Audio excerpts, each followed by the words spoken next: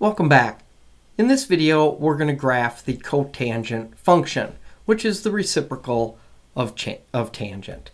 Recall that when we graphed the tangent function, we graphed between the asymptotes, or between where tangent was undefined. So we graphed between negative pi over 2 and pi over 2. Well, looking at your unit circle, wherever the tangent is 0, now the cotangent is undefined. So for the cotangent, we're going to continue to graph between the asymptotes, but we will graph now between 0 and pi, because that's where cotangent is undefined. And we'll still do every quarter. Okay, we'll look at halfway through and a quarter of the way through and 3/4 of the way through. But again, since our period is pi, now our quarter poles occur at pi over 4 and 2 pi over 4 and 3 pi over 4 and 4 pi over 4. So we'll still have our start and our finish and halfway through the period.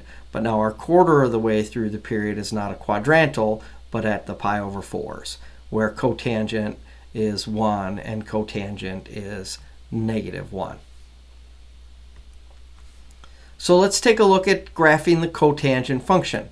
Our period, just like the tangent function, is pi, and we will have asymptotes at 0 and pi. So in graphing that function, now we're going to have an asymptote at 0 and an asymptote at pi.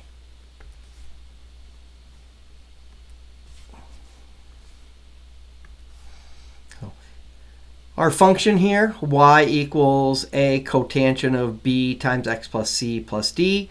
Our a is our amplitude. Now technically, like tangent, cotangent doesn't have an amplitude. Our b is going to impact our period, and our period is pi over b. C will be part of our phase shift, or our new start line and finish line. And then d is going to be our vertical shift. It's going to move our midline. So I jumped the gun a little bit by putting the asymptotes in, but I was reading here that we're going to graph between 0 and pi, so I put those guys in. So our cotangent is undefined at 0, it's undefined at pi, and then as we work our way through the unit circle between 0 and pi, we can see that the cotangent is going to be 0 halfway through the cycle. So halfway through the cycle is pi over 2. And a quarter of the way through the cycle, the cotangent is 1. And then at 3/4 of the way through the cycle, our cotangent is -1. And we can sketch one period of the cotangent curve. And then we can continue that process and put in another set of asymptotes at 2 pi. And we could do another one at -pi, and this would actually give us 3 different periods. So this was our first period, was right here, okay, and then halfway through the cycle, and then so we have now 3 periods of the cotangent curve. Our characteristics of the cotangent function are listed below. Our domain, x can't be pi and multiples of pi. So that's x can't be pi k, where k is an element of the set of integers. Our range is -infinity to infinity. Those are all our y values. We don't have a y-intercept because we have an asymptote there.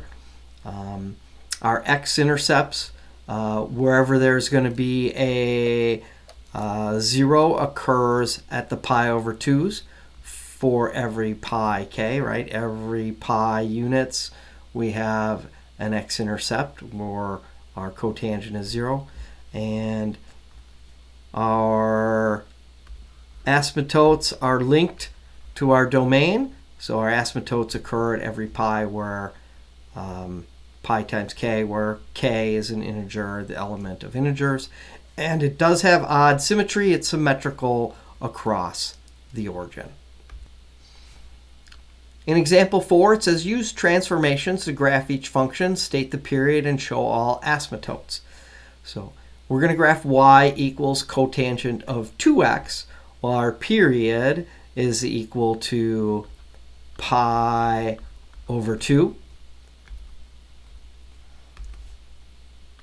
So that's our pi over b. So our period is pi over 2. So now we're going to squeeze the entire function between 0 and pi over 2. Now we're still going to graph our quarter poles from the unit circle, but we're going to get it all in now between 0 and pi over 2. So our cotangent halfway through the cycle, our cotangent is 0. So now it's at pi over 4. On our x-axis, we've got 0. And then our quarter poles are going to be pi over 8, right? 1 pi over 8, 2 pi over 8, 3 pi over 8, 4 pi over 8. Okay, so at 0, we have an asymptote. At 1 pi over 8 corresponds to our first quarter pole. We have a value of 1. At 2 pi over 8, it's 0. At 3 pi over 8, we have -1. And 4 pi over 8, we have another asymptote, or undefined. So there is 1 period of the cotangent curve. In B, we have y equals negative cotangent of pi over 2x plus 1. So this is going to shift our midline up 1 unit. So I'm going to go ahead and put that midline in. So we'll do that guy in blue. So now this becomes our new 0 line. So wherever cotangent is 0, it's going to be placed on here. Those are our new x-intercepts. Okay, let's take a look and figure out our period. We don't have any phase shift, so we can figure out our asymptotes and then go ahead and graph. So our period is going to be pi over 2.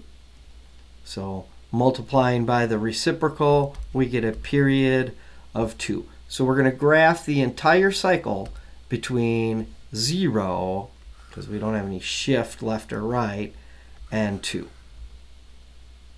And Gene Adams was kind enough to relabel our x-axis for us.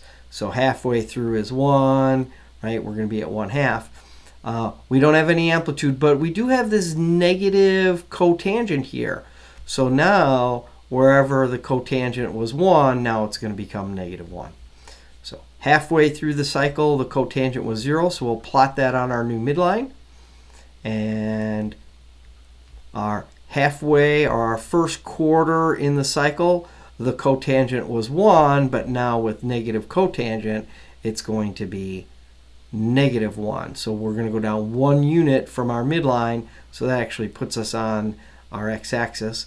And then at our 3/4 pole, our cotangent would be -1, but now it's going to be 1, but it's going to be 1 up from our midline, so it's going to put us at 2, and there is the graph of our cotangent function, negative cotangent of pi over 2x plus 1, and 1 period of that.